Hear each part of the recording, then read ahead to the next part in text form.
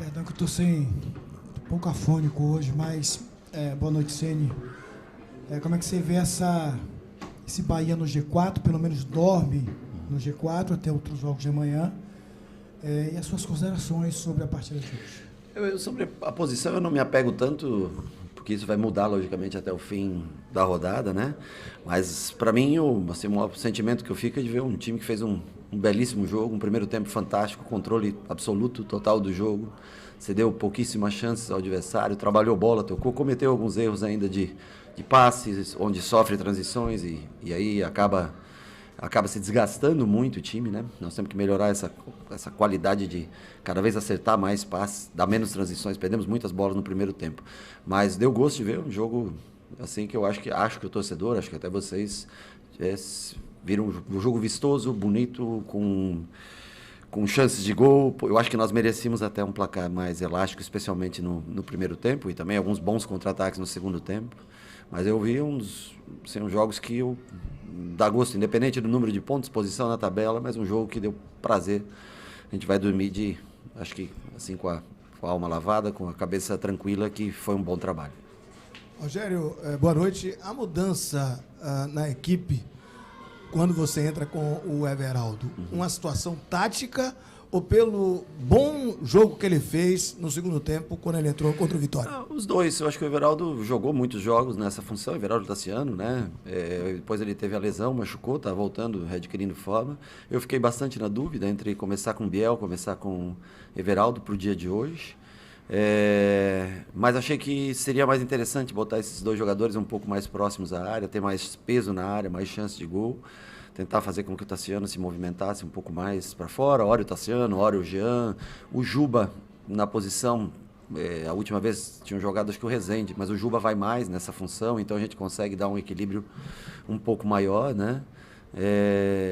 E aí depois fizemos as trocas que nós treinamos essa semana, mas eu gostei do jogo do Everaldo, não pelo gol só, mas um jogador que consegue segurar a bola, reter um pouco mais a bola à frente, dar um pouquinho mais de tempo para o time sair de trás, são características que você vai tentando achar dentro do jogo. Você também tem as dúvidas, eu também tenho as dúvidas. Eu até 4, 5 horas antes do jogo, eu ainda pensava um pouco em como fazer, mas achei que para hoje, o Grêmio é um time mais força, né, pesado. Eu achei que precisava um pouco mais para um cara mais à frente para também poder segurar essa bola quando a gente tivesse que fazer, quando apertado, fazer essas bolas longas. Rogério, boa noite. Nos 3 primeiros meses da temporada, o Bahia fez 4 enfrentamentos de Série A, que foram os 4 jogos contra o Vitória, né? Os 3 do Baiano e o da Copa do Nordeste. Nesse 4º mês, você já fez os mesmos 4 jogos, né? Enfrentamentos de Série A, incluindo o próprio Vitória. E a gente já vê um time que aumenta a intensidade do jogo de acordo com o nível técnico dos adversários. No que a gente está vendo agora, essa real versão do Bahia na temporada, e se sim, esses 3 meses ajudaram em quê para o Bahia chegar a esse nível? Bom, os 3 meses eles são importantes porque teve pré-temporada, época foram muitos jogos, acho que as alternâncias de time de jogo para jogo que nós tivemos para experimentar um ou outro em determinada posição, né, para atuar num sistema de jogo que a gente usa, que não é um sistema, em algumas posições ele é de bastante intensidade física e cansaço, né? Você viu também para criar um pouco de tumulto, porque você pede o campeonato baiano e logicamente todos esperam que você vença, né? Sempre a competição, nós também esperávamos vencer. E vão se ignorando todos os atenuantes que tiveram no jogo, como expulsão, jogar 70 minutos com um jogador a menos. O Vitória é uma equipe que tem muita consistência defensiva, uma equipe que defende muito bem. E hoje nós jogamos contra um time que é muito técnico, de muita qualidade técnica, mas que deixou alguns espaços dentro do campo de jogo para que a gente dominasse um pouco mais a partida. Então, eu acho que nós condicionamos muito também nossa produção de acordo com como o adversário se posta dentro de campo, né? Eu não posso dizer para você que isso é né, os 3 meses serviram para jogar. Eu gostaria de jogar sempre dessa maneira, sendo predominante no jogo, tendo posse e controle e finalizando muito mais do que o adversário. Mas, infelizmente, nem sempre isso vai acontecer. Nós vamos sempre tentar fazer com que o time tenha o controle de jogo, mesmo jogando fora de casa, vamos tentar sempre ter maior posse, mais finalizações. Mas eu posso te falar sobre o jogo de hoje, que isso é muito próximo do que a gente deseja para o Bahia na temporada. Boa noite, Rogério. Parabéns pelo triunfo. Hoje você escolheu o Canu na zaga, na ausência do Cuesta, e no Bavi você colocou o Rezende. Você já tinha falado, o Rezende não é zagueiro, mas você já tinha falado que prefere jogar com o zagueiro canhoto pela esquerda, um destro pela direita. O que foi que a gente pode dizer que o Rogério fez de leitura antes dessa equipe do Grêmio para escolher o Canu pelo lado esquerdo na partida de hoje, e indo até muito bem, faça-se justiça também, fazendo um partidaço como fez hoje o Canu. Eu acho que ele foi, acho que de se destacar, a partida dele foi muito segura, jogando pelo lado contrário que ele joga, deixando o Gabriel jogar na direita. Os dois gostam mais de jogar naquela função, né? E eu não lembro de algum erro do Canu durante o jogo. Eu acho que ele fez se destacar, um cara que comportamentalmente, normalmente quando o Canu é um cara que fala bastante antes dos jogos, né? Ele se comunica bastante, muito comunicativo. E normalmente quando o cara está jogando, o cara é comunicativo. O cara sai do time para um determinado jogo, o cara muda. O Canu não. O Canu é sempre a mesma pessoa. Jogando como ele vinha jogando, cedendo lugar para o Gabriel, como foi, acho que foram nos últimos 2 jogos, né? 3 jogos, hoje, terceiro jogo. E ele continua a mesma pessoa. Então fez um grande jogo de se destacar. Eu até treinei com o Rezende na função. Rezende Canu e Rezende Gabriel. Treinei durante a semana, né? Quando a gente tem um pouco mais de tempo, dá para você fazer, né? Algumas. Mas eu achei que o Rezende ia ser preciso o Rezende ou numa eventual lateral esquerda, numa necessidade, caso o Juba cansasse.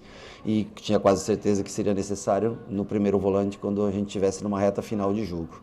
E eu acho que, assim, eu tirar o Canu, eu coloquei o Gabriel, jogou o Gabriel Cuesta, né? E voltar. Você tem que ter respeito pela posição que cada um também conquista na equipe. Então o Canu voltou naturalmente na sua função. O Cuesta não pôde jogar hoje pela cirurgia, acho que vocês foram comunicados, a cirurgia que ele fez no nariz. Eu acho que para terça-feira tem grande chance dele poder estar à disposição. Mas para mim o que mais fico feliz é que ele tenha feito, aliás, a dupla de zaga fez um jogo bem seguro. O time como um todo, não tem hoje um jogador que eu tenha a falar para você assim que jogou abaixo. Juba outra vez, um jogo linear, que acho que é o mais importante. E meio construiu bem, enfim, não tem muito que... Fizeram todos um bom jogo, as próprias trocas que entraram também, tentaram fazer o seu melhor dentro do campo. E a gente segue nessa toada agora já com o jogo na terça-feira. Mas o Canu, por jogar do lado esquerdo, eu preferi deixar o Gabriel na dele, que ele vinha jogando, e o Canu se adaptar da maneira como foi, fiquei muito feliz por ele. Boa noite, Rogério. Parabéns pelo triunfo. Pensando no jogo de terça-feira contra a equipe do Criciúma, e tendo em vista as mudanças que foram feitas hoje, a gente pode ter uma mudança drástica de sistema ou os mesmos que começaram o jogo hoje, vão para o jogo na terça-feira? Bom, eu gostaria até de adiantar para você, mas isso é uma coisa que nem eu no momento sei, né? Eu vou assistir, eu vi hoje eu estava preparando a preleção para o jogo e assisti uma parte do Criciúma e Vasco e foi foi um controle de jogo absurdo do Criciúma. Eu achei que eles dominaram a partida do começo ao fim, se impuseram, mereceram vencer pelo pouco que eu vi do jogo. E também já estava analisando um pouco o Criciúma já das primeiras partidas, 2 primeiras partidas do campeonato. Mas hoje eu já tenho o jogo todo, vou assistir ainda hoje, né? Para na segunda-feira ver a avaliação de cada jogador, como se encontra, o que a gente pode fazer, ou aonde a gente pode ter, se tiver alguém um pouco cansado, onde a gente pode ter uma troca ou outra. Não surpreenderia se tivesse 1, 2, 3 trocas, mas nós vamos tentar, ou até mais, mas nós vamos sempre com o objetivo de vencer, e sabendo que nós vamos enfrentar um time que conseguiu um belíssimo resultado hoje, está com 5 pontos no campeonato. Tem um treinador com um trabalho de 2 anos e meio à frente, que é o Tencati, que eu conheço bem e é um ótimo profissional. Vamos analisar com calma. Se eu dissesse para você aqui, eu estaria mentindo no dia de hoje qual time que começará na terça-feira. Rogério, boa noite. Boa noite. Hoje você fez as 5 substituições e o time, de fato, acho que conseguiu manter a intensidade de jogo nos 90 minutos, o tempo inteiro. E isso foi não é uma crítica recorrente, mas é algo que recorrentemente acontecia com a equipe. Como é que você pretende, você disse que, na resposta a Elton, você disse que o time depende muito do seu adversário, o nível de intensidade que você vai imprimir, mas como é que você pretende, nessa próxima maratona de jogos que o time ainda tem, manter uma intensidade maior ao longo dos 90 minutos da partida? tendo em vista que você ainda tem ali, em algumas posições, uma falta de espelho, assim, um jogador que joga muito semelhante. Então, você precisa fazer alterações, mudar jogadores de lugar, como Tassiano, Everaldo, para poder fazer essa composição.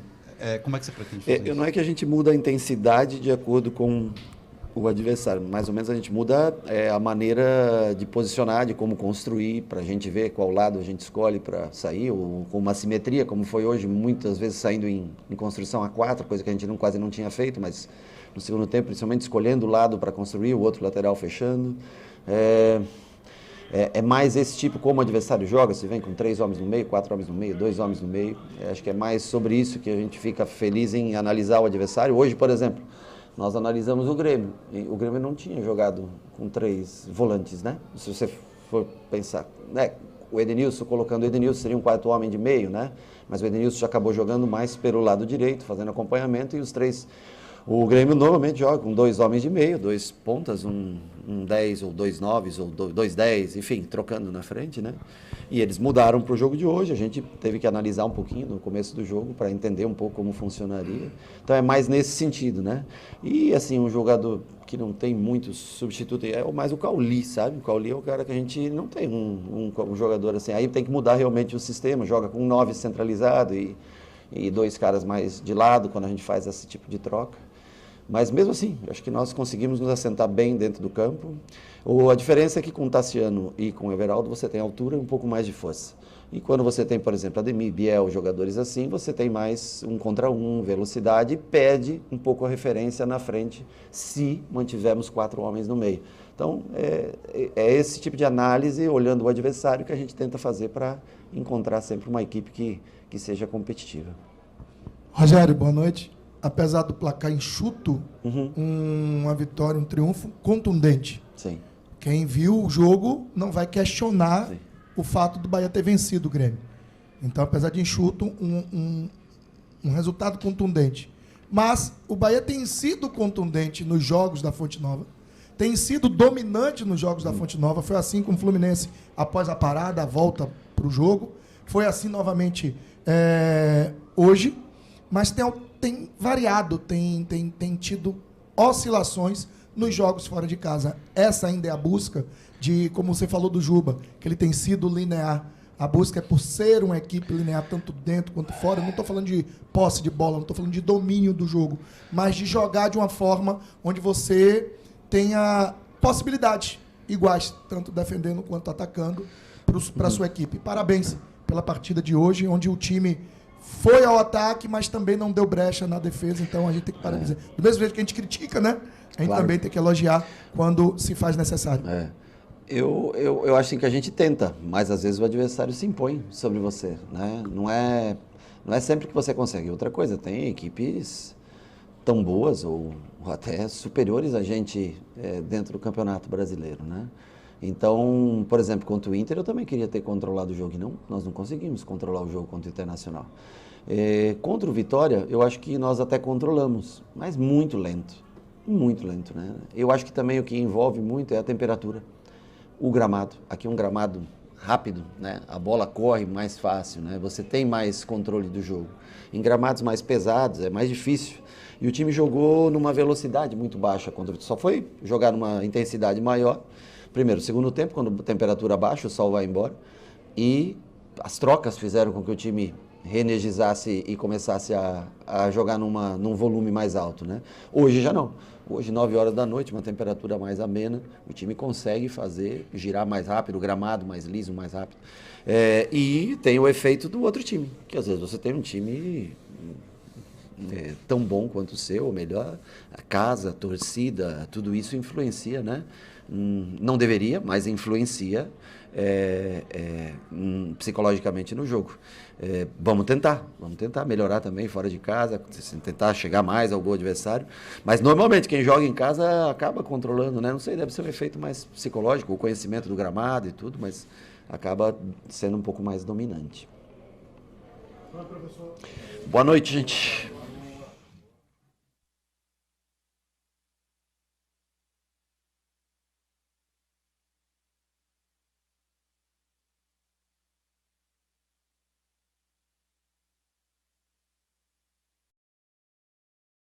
Renato, boa noite. Boa noite. Acredito que o que aconteceu hoje é um fato inédito, né? De acontecer uma confusão, enfim, muitas vezes o Grêmio pode ter se sentido prejudicado, enfim, reclamações, expulsões, mas de você ordenar que os jogadores que estivessem no banco e aqueles membros de comissão técnica ali saíssem com você para o vestiário. Eu queria que você explicasse essa decisão, o que aconteceu ali, o que te deixou tão irritado assim para fazer uma coisa que não é comum. E também sobre o jogo, o que aconteceu com o Grêmio hoje? Foi alguma coisa da estratégia, desentrosamento, algo que talvez tu tenha pensado e não aconteceu dentro de campo?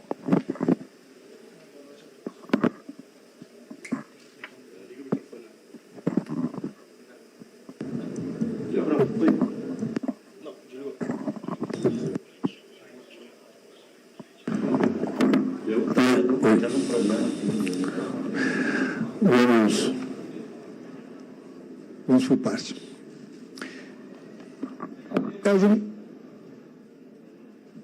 A gente não fez um bom primeiro tempo, não é em termos de estratégia. O problema é que, muitas vezes, né, eu sou obrigado, justamente porque a gente está em 3 competições, o desgaste é muito grande, não dá para tocar 11 jogadores.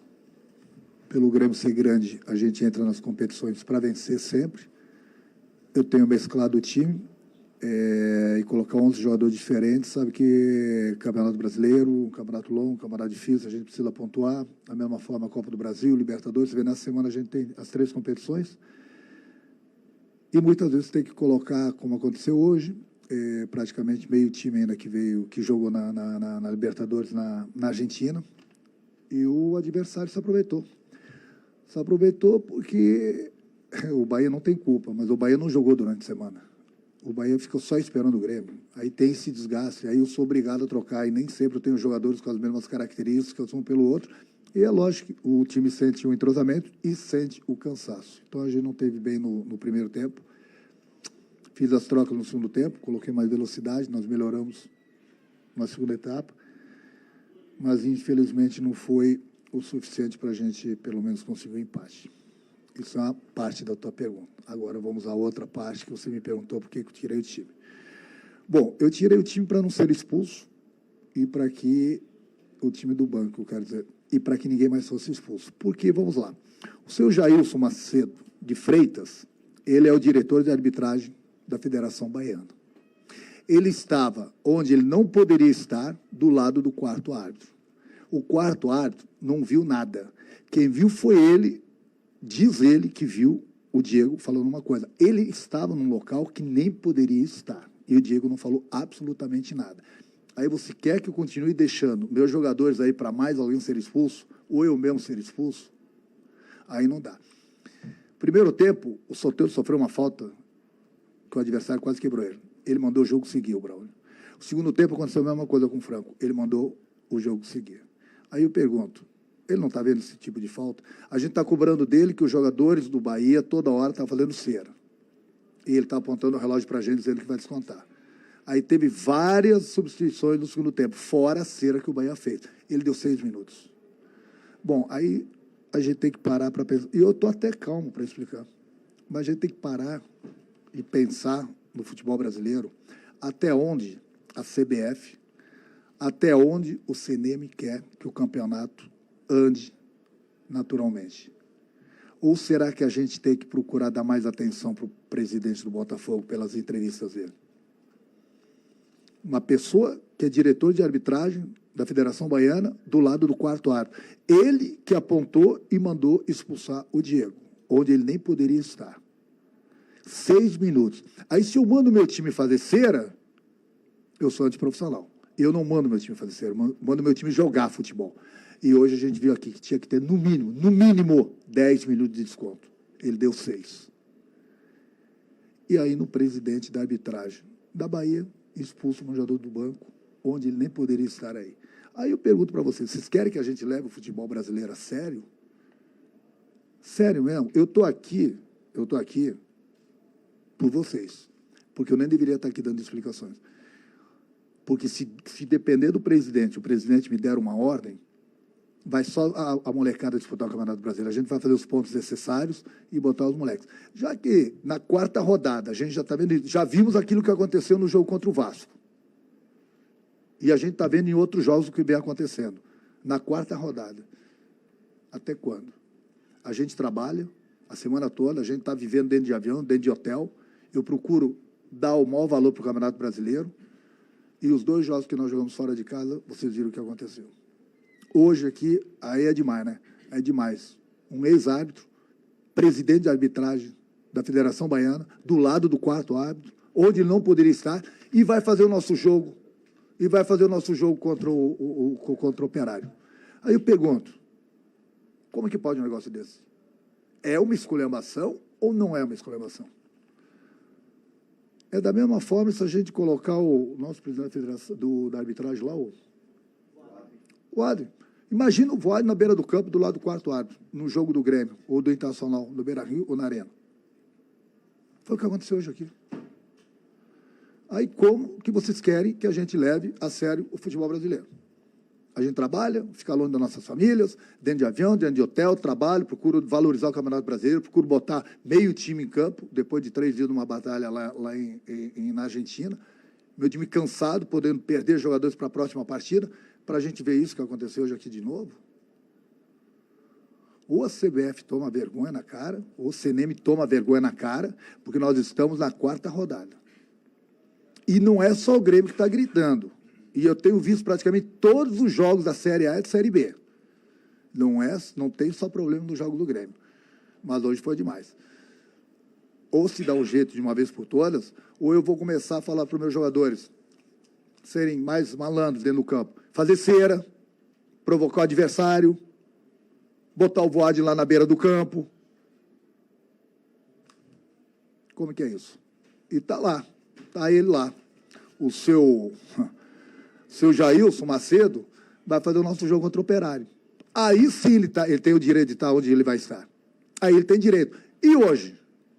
Ninguém cobra nada dele? Ele que falou para o quarto árbitro que o Diego falou uma coisa, o Diego não falou nada, que eu estava do lado do Diego. Como que pode um negócio desse?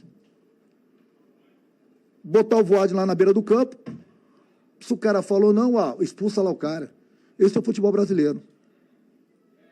Aí como é que a gente não vai gritar?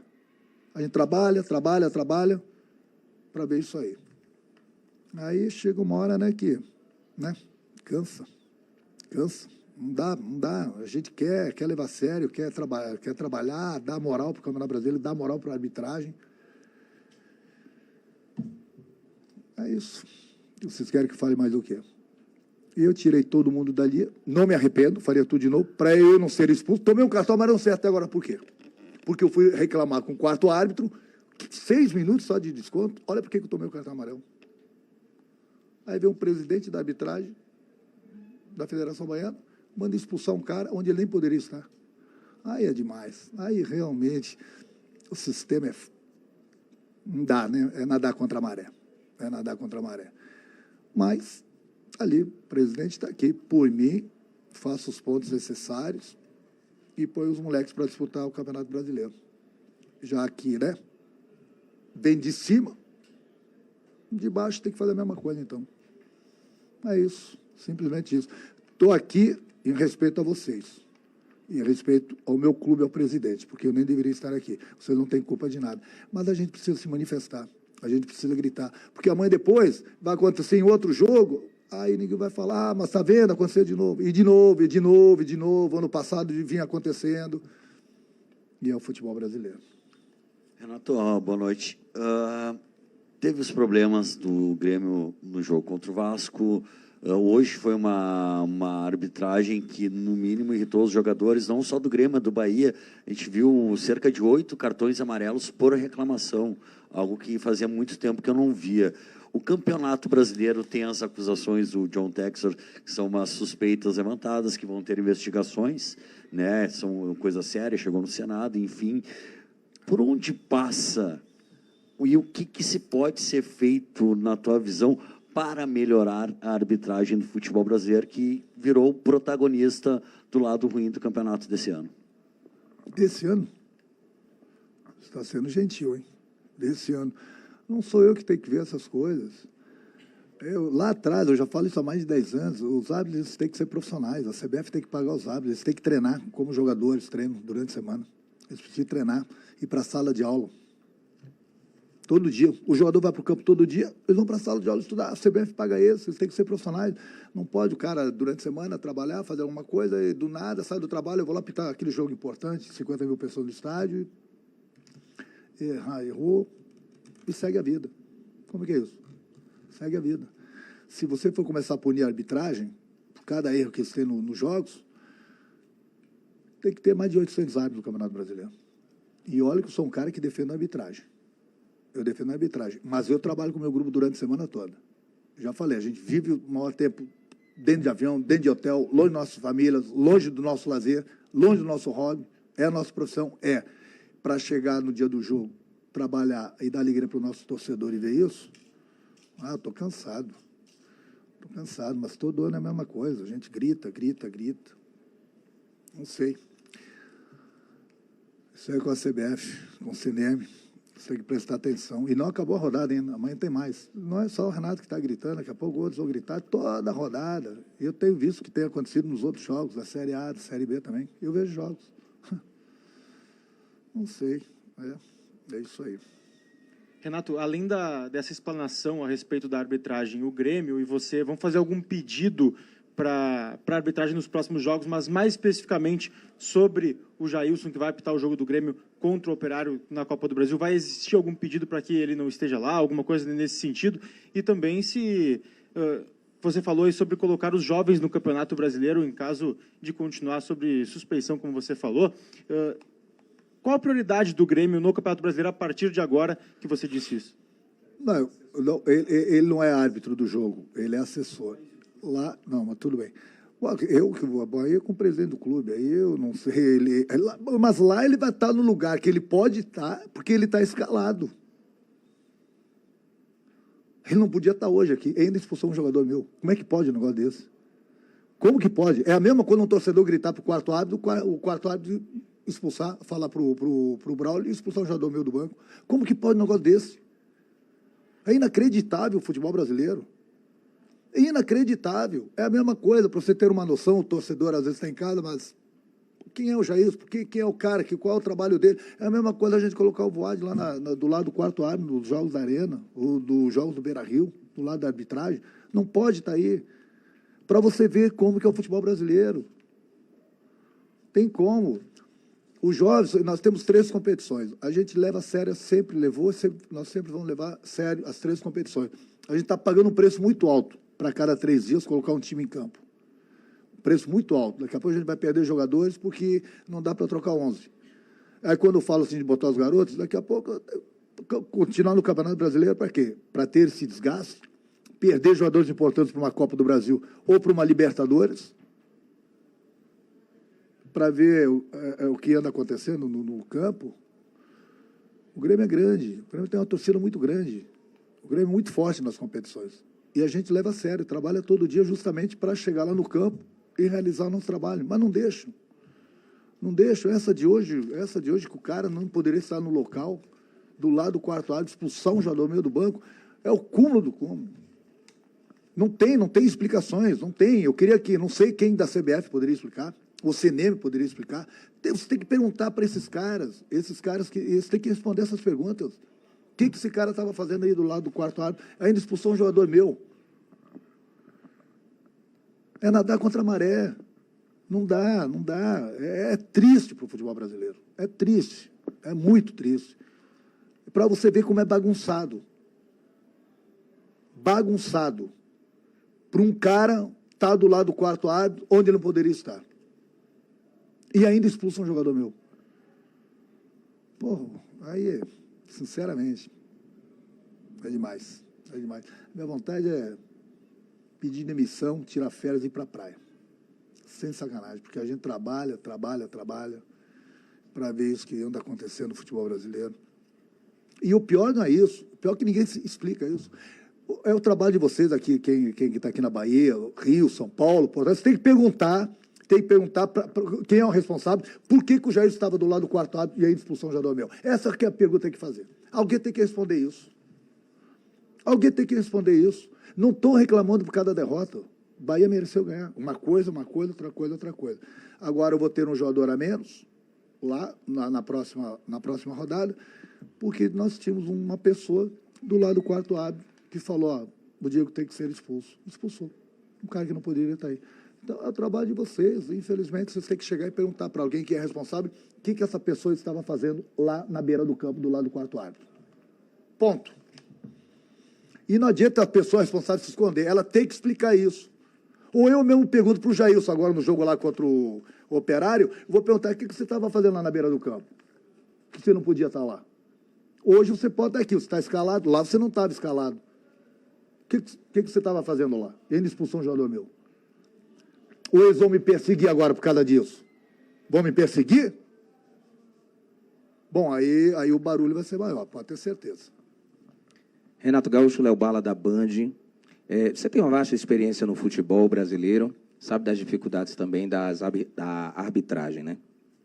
Mas você não achou a sua atitude antidesportiva e um pouco boba ao pedir para os jogadores saírem não vou te interromper, não. Eu estou respeitando a sua pergunta, não. Porque eu poderia ser expulso, como foi o Diego, sem fazer nada, e um jogador meu poderia ser expulso.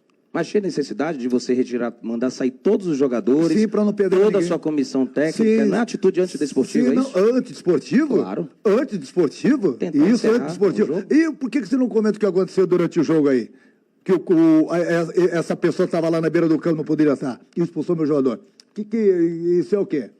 Isso é sinal de... é um motivo de aplausos?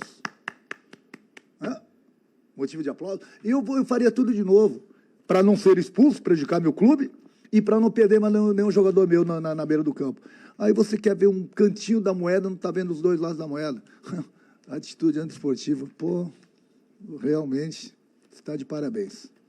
Aproveita agora que você está com uma folga agora, ou amanhã, você vai lá e pergunta para o responsável da CBF o que o Jair está fazendo na beira do campo. Aí você acha que não é uma atitude antiesportiva? Eu te pergunto agora, você entende de regras do futebol? Entende? Mais ou menos? Bom, então quando você aprender 100%, você discute futebol comigo. Vai. Boa noite, Renato. Douglas Santana, do site B News. Você acredita que esses problemas, tanto da arbitragem quanto da organização do campeonato, refletem aqueles que estão à frente, no caso da arbitragem CNM e do presidente Edinaldo Rodrigues? Qual a sua opinião quanto ao comando deles à frente do campeonato? Eu tenho que perguntar para eles. Tenho que perguntar para eles. Toda rodada tem problema. Tem que perguntar para eles. Eu acabei de falar para o teu colega aqui. Tem certas perguntas, você tem que perguntar para eles. E eu gostaria que eles viessem a público e explicassem. Não é só situações que acontecem no jogo do Grêmio. São várias situações que acontecem no Campeonato Brasileiro. Então, a cada rodada, do término de cada rodada, eles têm que vir a público e se explicar. Eles têm que explicar, porque só falando, olha, aquele jogo foi ótimo, foi um grande jogo, a arbitragem foi ótima, olha, não teve nenhum problema. Beleza, tá aí os outros jogos. Sabe qual é o problema no Brasil? Muita gente quer o cargo, não quer a função. Você entendeu o que eu falei?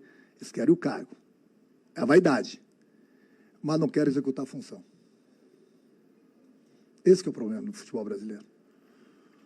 Estou na mídia, eu sou fulano, sou beltrano, sou ciclano, mas e a função? Ah, não, a função, esquece, deixa para lá. Né? Tá no meio do futebol, todo mundo é responsável, cada um tem sua função. Então, todo mundo tem que vir a público. Eu venho aqui, nas derrotas, empates, vitórias, eu venho aqui dar explicações para vocês sempre. Então, as pessoas responsáveis, diretores de arbitragem, presidente da CBF, tem que vir a público também explicar. Tem que explicar para o futebol, para a população do Brasil toda. Não é só a torcida do Grêmio, a torcida do Bahia. Todos os clubes. Tem que vir, cada rodada, explicar. Olha, aconteceu nesse jogo aqui, o que você acha? Pergunta lá para eles. Que é o cargo vem junto com a função. Ponto. É isso. Renato, mais alguma? Mais uma aqui. Duas, na realidade, duas em uma. Realmente pensou em largar, em função de tudo isso que aconteceu hoje, que está acontecendo? Porque a gente percebe o esforço que vocês fazem, a direção faz, os jogadores fazem, né? Como você falou, viagens, avião, dormem em avião, e né, deixam de fazer certas coisas, e aí acontece o que aconteceu hoje, por exemplo, polêmicas de arbitragem. E a segunda é para a gente não deixar de falar do jogo. Vocês vinham com 3 vitórias seguidas, 3 sem sofrer gols, mas tiveram um esforço muito grande lá na Argentina, psicológico, físico. Isso, de repente, prejudicou um pouco o jogo de vocês aqui, e já projetando o próximo jogo, como é que você acha que daqui a 2 dias, 3 dias tem mais um jogo, como é que você acha que a equipe vai chegar para a Copa do Brasil? Tá aí, tá na lona. Na lona, não digo, na lona não, mas está nas cordas. É impossível. Aí você tem que trocar vários jogadores toda hora por causa disso. Aí não tem o entrosamento necessário. Aí você tem 5 substituições. E aí você não pode mudar 11 jogadores, porque, né?